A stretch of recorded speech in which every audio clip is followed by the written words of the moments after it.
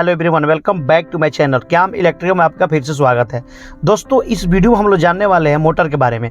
Motor के 10 ऐसे question और आंसर जानने वाले हैं जो कि आपको इंटरव्यू में पूछा जा सकता है। रिसेंटली मेरे दोस्त से कुछ क्वेश्चन पूछा गया था जो कि इस वीडियो में है।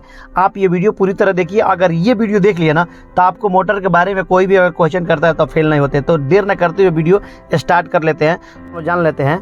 पहला क्वेश्चन आपसे पूछा जाए, इलेक्ट्रिक मोटर क्या है, व्हाट इज इलेक्ट्रिक मोटर। तो आपको बिल्कुल घबराना नहीं है, बिल्कुल आराम से क्वेश्चन का आंसर देना है, ठीक है, क्लाइंट के सामने। तो ये आपसे पूछा जाएगा तो आप आंसर बिल्कुल शॉर्टकट में मैं बताया हूँ। लंबी थोड़ी वीडियो होगी लेकिन आप पूरी वीडियो वॉच करें। आपको मोटर के बारे में कोई भी पूछेगा आप फेल नहीं हो सकते। तो आपको बोलना है इलेक्ट्रिक मोटर जो इलेक्ट्रिसिटी से चलती है, इलेक्ट्रिकल एनर्जी को मैकेनिकल एनर्जी में बदलती है, उसे हम इलेक्ट्रिक या इलेक्ट्रिकल मोटर कहते हैं। ठीक है दोस्त, ऐसे आपको क्वेश्चन को आंसर देना है, बिल्कुल शॉर्टकट में बोलना। अगले को जो आपसे क्वेश्चन करेगा उसको ऐसे बोलना है। ओके दोस्त, ये क्लियर हो गया। दोस्तों आइए हम लोग जान लेते हैं सेकंड क्वेश्चन, 3 फेस मोटर कैसे काम करता है। ठीक है, 3 फेस मोटर कैसे काम करता है तो आपको बिल्कुल शॉर्टकट में आंसर देना है। आंसर आप दे सकते हैं ऐसे।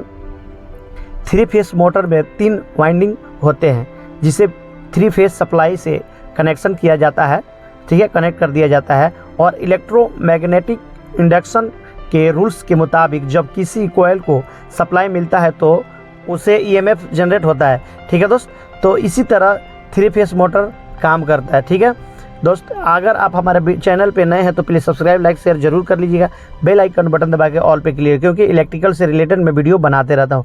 दोस्तों आप ये चैनल सब्सक्राइब करते हैं तो इंटरव्यू से रिलेटेड बहुत सारी वीडियो है, आप जाकर देख सकते हैं मेरे चैनल पर। अगला क्वेश्चन हम लोग जान लेते हैं। तीसरा क्वेश्चन है, इंडक्शन मोटर में स्लिप किसे कहते हैं। ठीक है दोस्त, आपसे पूछा जाएगा इंडक्शन मोटर में स्लिप किसे कहते हैं। तो आपको आंसर देना है, आंसर इस तरह देना है, मैग्नेटिक फ्लक्स और रोटर की स्पीड को, गैप को स्लिप कहा जाता है। ठीक है, मैग्नेटिक फ्लक्स और रोटर की स्पीड का गैप को हम स्लिप कहते हैं। रोटर की स्पीड मैग्नेटिक फ्लक्स की स्पीड की तुलना में कम होती है। ठीक है, जैसे कि 1500 आरपीएम की मोटर की नाम प्लेट में 1430 के करीब आरपीएम होता है। ये दोनों के बीच का जो गैप है उसे हम स्लिप कहा करते हैं। ठीक है दोस्त, ये क्लियर, बिल्कुल शॉर्टकट में आंसर है, आप ऐसे दे सकते हैं। जैसे कि NS/NR स्लिप, NS मीन्स होता है सिंक्रोनस स्लिप और NR के मतलब होता है रोटर स्पीड। ठीक है दोस्त, ये समझ गए। अब अगला क्वेश्चन जान लेते हैं हम लोग। 4th नंबर क्वेश्चन जान लेते हैं। ठीक है दोस्त, 4th नंबर क्वेश्चन है, मोटर कितने टाइप के होते हैं। दोस्तों ये बहुत अहम क्वेश्चन है, इसको बारीकी सब समझा करें। ठीक है, मोटर आपसे पूछ रहे मोटर कितने टाइप के होते हैं, हाँ, मोटर कितने प्रकार के होते हैं। तो इस वीडियो में हमने 15 टाइप के बोले हैं, मोटर बताए हैं। बहुत सारे टाइप के होता है लेकिन 15 टाइप को आपको हम इस वीडियो में बताएंगे। जैसे कि यहाँ पे देख रहे हैं, AC motor, DC motor, single phase motor, 3 phase motor, synchronous motor, series motor, slip ring motor, squirrel motor, cage motor, shunt motor, compound motor और सर्वोत्तम motor, permanent motor, brushless DC motor, universal motor और stepper motor. ठीक है, ये 15 type का आपको motor है। अगर दोस्तों आप कमेंट करते तो इस पर मैं एक वीडियो बनाऊंगा कौन सा मोटर कहाँ पे यूज किया जाता है। ठीक है दोस्त, अगला क्वेश्चन हम लोग जान लेते हैं। 5th नंबर क्वेश्चन जानते हैं। ठीक है दोस्त, मोटर में कौन से भाग होते हैं, मोटर में कौन कौन से भाग होते हैं। ठीक है दोस्त, आपसे पूछ दे मोटर में कौन कौन सा भाग होता है भाई बताओ जरा, तो उसको आंसर बिल्कुल आसान से देना है। ठीक है दोस्त, मोटर में कौन सा भाग होता है तो आपको आंसर बोलना है, मोटर में rotor, stator, DE side cover, NDE side cover, bearing, cooling fan, bearing cover, terminal box वगैरह मोटर के भाग होते हैं। बहुत सारे होते हैं भाग, लेकिन इतना बताओगे तो अगला समझ जाएगा कि हाँ ये काम जानता है। अगला क्वेश्चन जानते हैं हम लोग।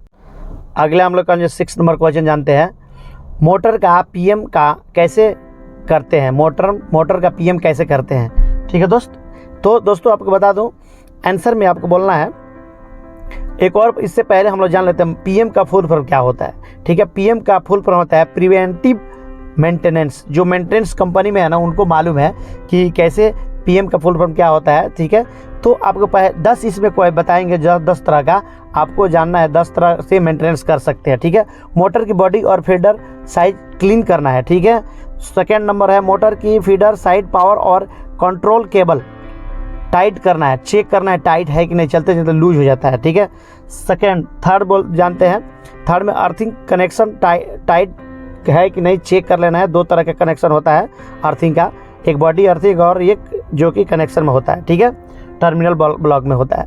और चौथा नंबर में मोटर वाइंडिंग रेजिस्टेंस चेक किया जाता है, जो तीनों बैलेंस होनी चाहिए। ठीक है दोस्त, वाइंडिंग को चेक करने तीनों बैलेंस होनी चाहिए। 5 नंबर में जानते हैं मोटर और केबल की मेगर वैल्यू भी चेक कर लेनी चाहिए। ठीक है, अच्छा है कि नहीं है कि मोटर का केबल जो सही है कि नहीं है। कूलिंग फैन और फैन कवर की स्थिति सही है कि नहीं, सही होनी चाहिए, क्योंकि चलते चलते मोटर ख़राब हो जाता है। 7 नंबर जानते हैं पावर कंट्रैक्टर के कंटैक्ट क्लीन करना चाहिए। ठीक है, पावर कंट्रैक्टर जो अंदर होता है ना पत्ती, उसको क्लीनिंग हमेशा क्लीन करना चाहिए। ठीक है ना, उसको ओवरलोड रिले का साइज जो है वो सेटिंग चेक हमेशा करते रहना चाहिए, सही है कि नहीं चाहिए। ठीक है, ओवरलोड रिले जो लगा रहता है ना, उसका सेटिंग हमेशा चेक करें। मोटर का टर्मिनल बॉक्स और स्पेस हीटर की स्थिति योग्य होनी चाहिए। ठीक है, सही होनी चाहिए सब। लास्ट में आपको मोटर चालू करने के बाद बैरिंग की आवाज़ आपको चेक कर लेनी चाहिए। ठीक है, टेम्परेचर चेक करना चाहिए और ज़रूरी पड़े तो ग्रीसिंग भी करनी चाहिए। इससे अलावा आप और भी मेंटेनेंस कर सकते हैं। 7 नंबर क्वेश्चन हम लोग जान लेते हैं दोस्तों, इसमें मोटर में आईपी क्या होता है। ठीक है, इंग्रेस प्रोटेक्शन क्या होता है। दोस्तों इसमें खास कुछ नहीं है, इसमें ये बोलना है कि वर्गीकरण मोटर में धूल मिट्टी जो डस्ट वगैरह जाता है ना, उसके लिए ये आईपी एड्रेस होता है। ठीक है ना, उस पूरा डिटेल्स जो बताया जाता है हर एक मोटर में रहता है, तो आप जाकर वहाँ पढ़ सकते हैं पूरे डिटेल्स में। ठीक है दोस्त, तो इसमें इतना ही बोल सकते हैं, ये बहुत कम आता है क्वेश्चन, कोई पूछ देता है आईपी एड्रेस क्या है, आईपी क्या है, तो उसमें आप बता सकते हैं। ठीक, आइए हम लोग 8 नंबर के क्वेश्चन जान लेते हैं। आपसे पूछा जाएगा मोटर में स्टार्टर क्या है।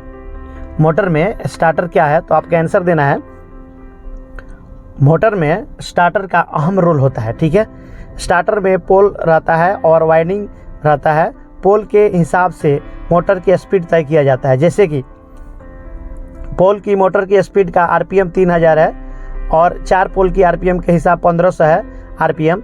तो स्टार्टर में जो वाइंडिंग की जाती है उसमें पावर सप्लाई दिया जाता है, जिसके कारण रोटेटिंग मैग्नेटिक पल्स जनरेट होता है जो रोटर को घुमाता है, उसी को हम स्टार्टर कहते हैं। ये हम लोग 10 नंबर का क्वेश्चन जानते हैं। दोस्तों आप सोचते हैं 9 नंबर क्वेश्चन नहीं बताए, तो आपको लास्ट में आपसे पूछा जाएगा, आप उसका क्वेश्चन का आंसर देंगे। ठीक है, मोटर की नेम प्लेट में क्या लिखा रहता है, आपसे पूछ दिया जाएगा। मोटर जो खरीदने जाते हैं ना, तो उस पर नेम प्लेट रहता है, उस पर क्या क्या लिखा रहता है, तो उस पर लिखा तो मोटर की नाम प्लेट में मोटर की कौन सी कंपनी की मोटर है और kilowatt, HP, voltage, RPM, frame size, full load current, DE, NDE, bearing size, IP protection, ठीक है, वाइंडिंग इंसुलेशन क्लास, सब ये लिखा रहता है। ठीक है दोस्त, तो आप ऐसे जान सकते हैं। ठीक है, अब आपसे क्वेश्चन पूछ दिया जाएगा, 9 नंबर जो क्वेश्चन था आपसे पूछा जाएगा, 3 फेज मोटर में मोटर का वाइंडिंग रेजिस्टेंस और मेगर वैल्यू कितना होना चाहिए।